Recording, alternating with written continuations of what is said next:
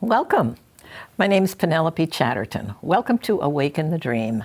My friends, I'm so happy to be here because I have a program I am so eager to share because it's really moved my life in huge directions. And I have so much, I just hope I get it all in and I do it in the right order. But first I want to thank Tim Riley, an extraordinary director who just knows what camera I'm on, which always amazes me. And also, I want to thank Elizabeth Parker for sending me a book called An Introduction to the Infinite Way by Joel S. Goldsmith.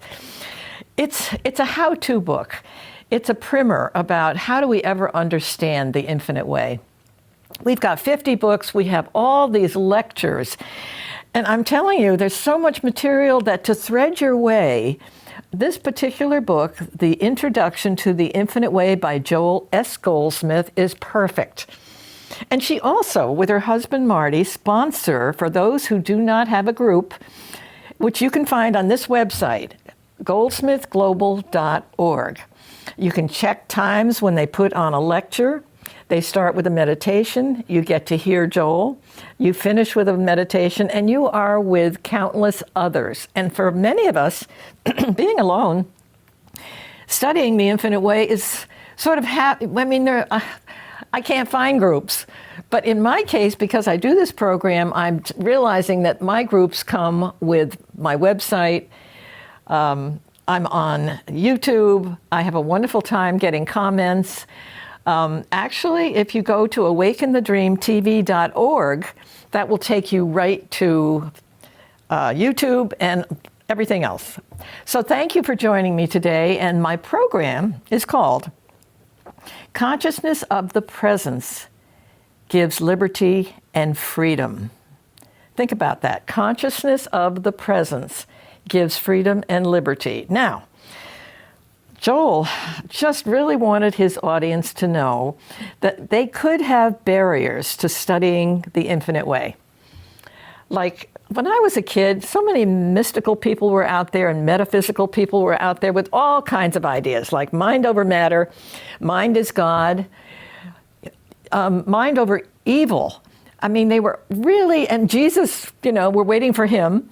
There were all kinds of concepts that Joel thinks before we can really nestle into the meaning of the infinite way, we must get rid of those barriers. So he was making suggestions about mind is God. It's not true. It's very simple that we are simply living in the presence. So with that in mind, Joel weaves a story about the Christ, about Buddha, about saints that have lived, that have learned about the presence, that have walked on water, that have become student teachers. And they share, and I'm sharing to give me hope and to give you hope that it can be done. And that's what mystics do.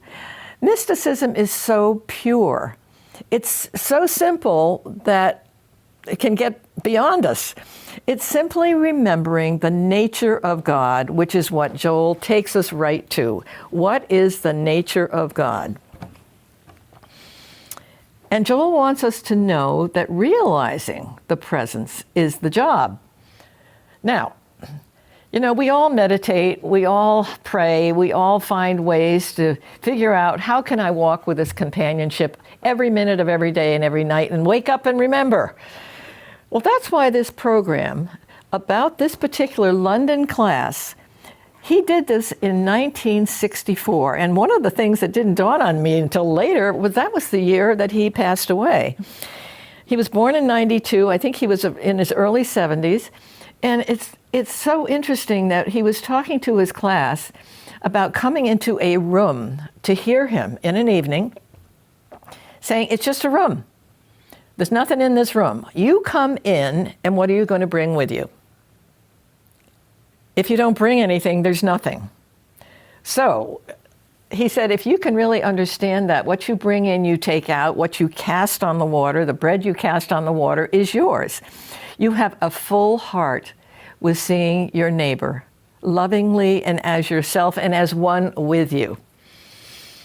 So he's passionate with this group.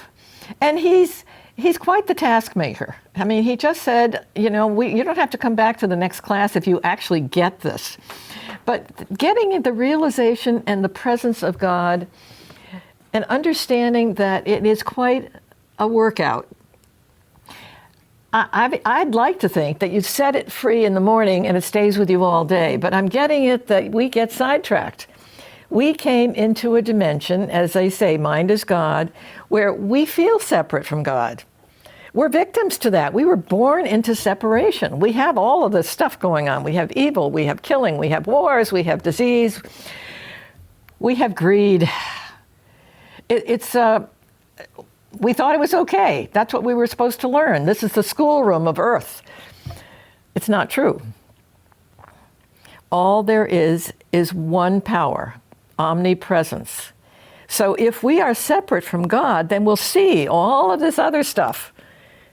So we don't want to see all that other stuff. As a matter of fact, it's so interesting. I talked to someone the other day and I was inspired because he can't watch TV anymore.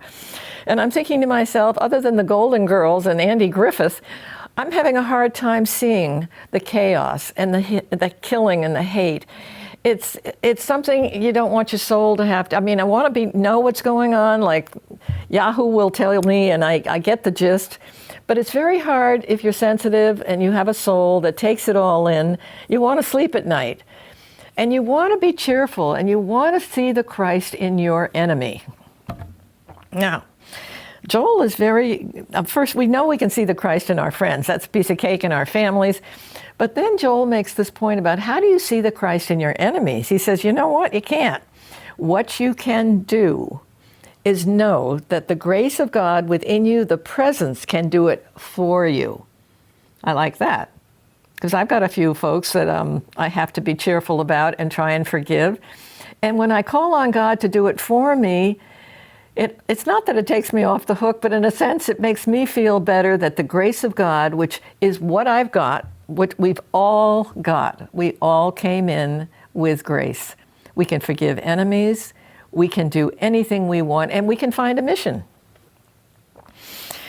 Now, for 30 years, I've been doing a program on spiritual healing. I've had, I hate to think, hundreds of folks on. If you looked at my website, you'd almost laugh. 10 years ago, Parentheses of Eternity sort of fell on my head from a library. As a matter of fact, I was telling Elizabeth about that. And she said, that's interesting because a lot of people were moved by that book. I sat down, and when I read that, I couldn't move. I wept. His journey was my journey, almost. I just knew I had finally found a mentor that I could understand. I understood where he was going and what he was teaching, and I wanted what the Infinite Way had to give me.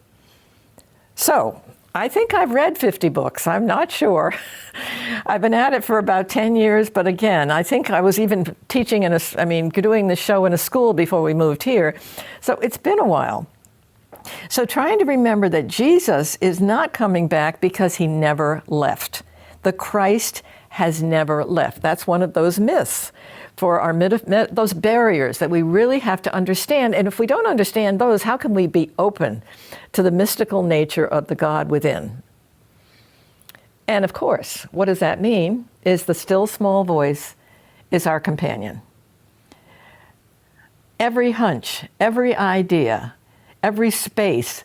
I even had a couple of miracles. They can be so little, but you know they're a miracle. You know, because you asked. You woke up and you said, okay, let's go. Grace, you're working with me. These are some of my concerns. I need some help on this, or would you please talk to me all day long and tell me what to do? You are my companion. Friends, we are just never alone. And when you are alone in life, like I am, that is such a necessary part of your life, that you do have companionship. You're never, ever alone. And miracles, they just happen with surrender. And you have to get rid of the myths that are barriers to having that companionship. You cannot hang on to two powers. We're victims to this separation. So if we're separate, we're having a bad time, we've got to realize we're on the wrong track. We have to let go of fear, of disease, poverty. A big one is death. I mean, God goes to us with heaven. If we temporarily stop by hell, we'll go there too. He loves every creed, every country. And the Master Jesus, he preached to the Hebrews. And he tried to explain to them because they thought they were it. That was the only race there was. And as the Master said, before Abraham was, I am. It's not just the Hebrew race. It's every living soul. And with that, can you imagine we're connected to every soul? We are one soul. And look how disconnected we can be because of this dimension that we're in. So the recipe, which is a word that Joel uses, is realization.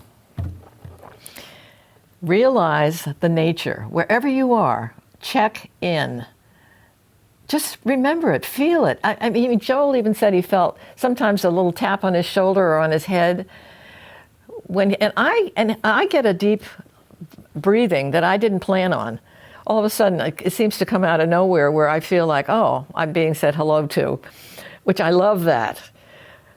So that's why this particular program in 1964, which was the year that Joel transitioned, is so important. When he said to his class, you don't have to come back next week if you get this.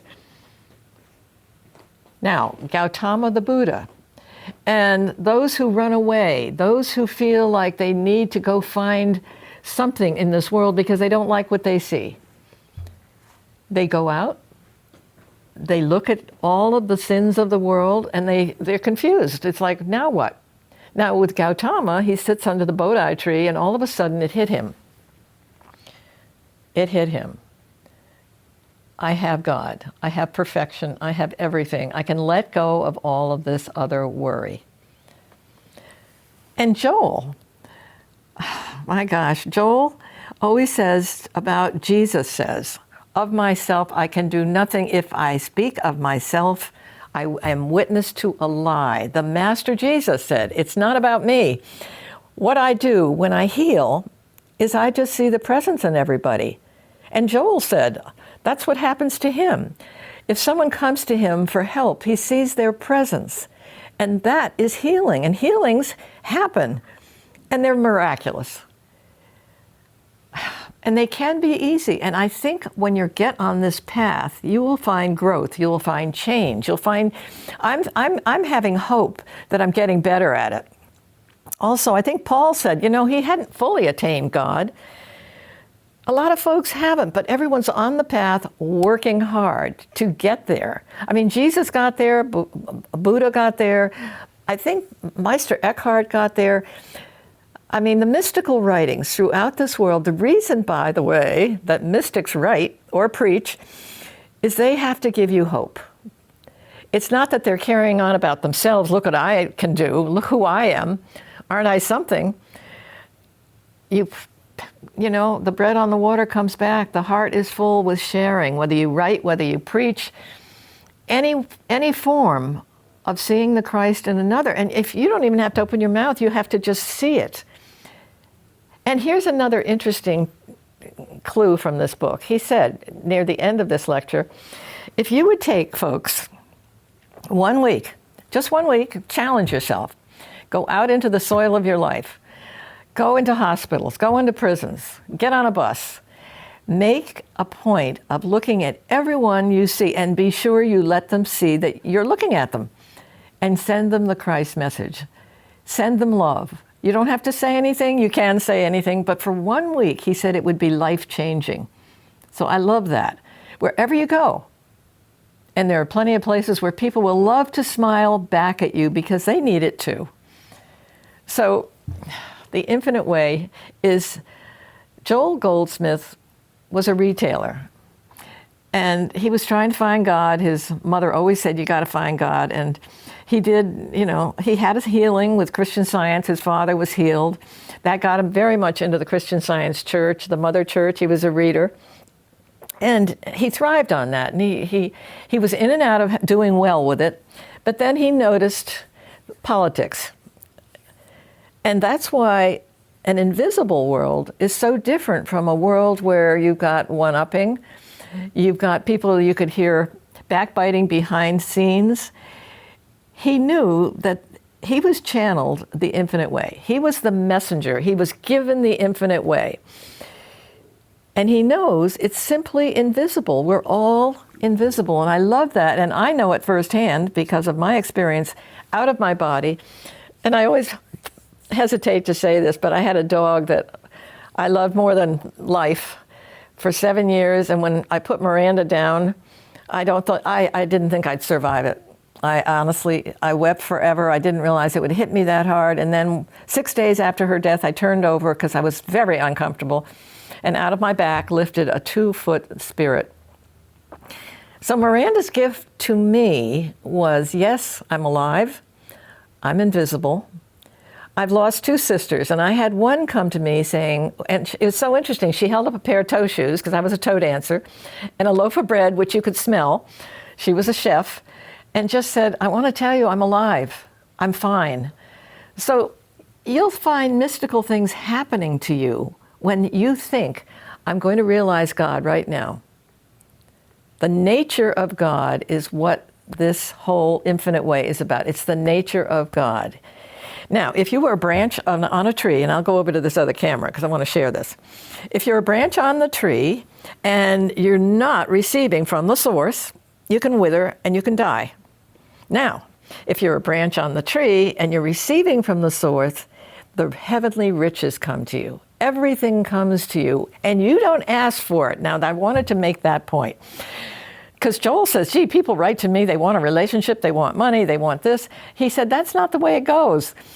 You see, if you surrender, something better comes to you that you hadn't thought of. Don't limit yourself by saying, I need a car. Don't limit yourself. This is the beauty of mysticism. When you surrender what you need, believe me, you've got to trust God has an idea better than yours. He knows what you need, he knows how to do it, and let him. But don't interfere with a laundry list of what you think you need. Surrender.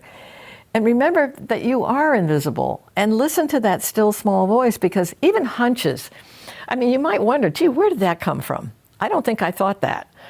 And you're right. You're right. Isn't it magical? Can you imagine a God that great with all that grace, which is covering to the end of the world, we have that grace. We have God with us wherever we go. He's whole, he's complete and perfect, and the heavenly riches are what you may not anticipate by surrender. Be surprised, and that's when I think you get sort of sold on the fact that the infinite way is the way to go.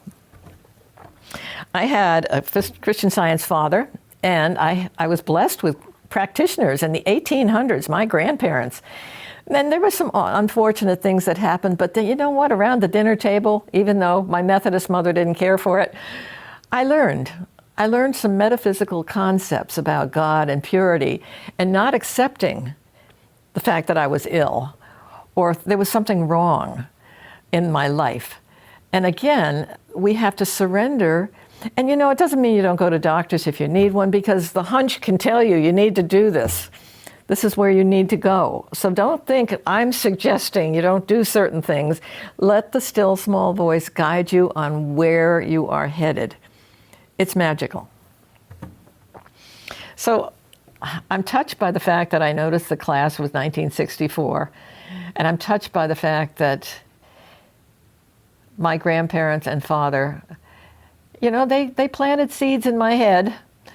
And I learned from that. And also, as a kid, I remember reading Letters of the Scattered Brotherhood. It's a compilation of mystics edited by Mary Strong.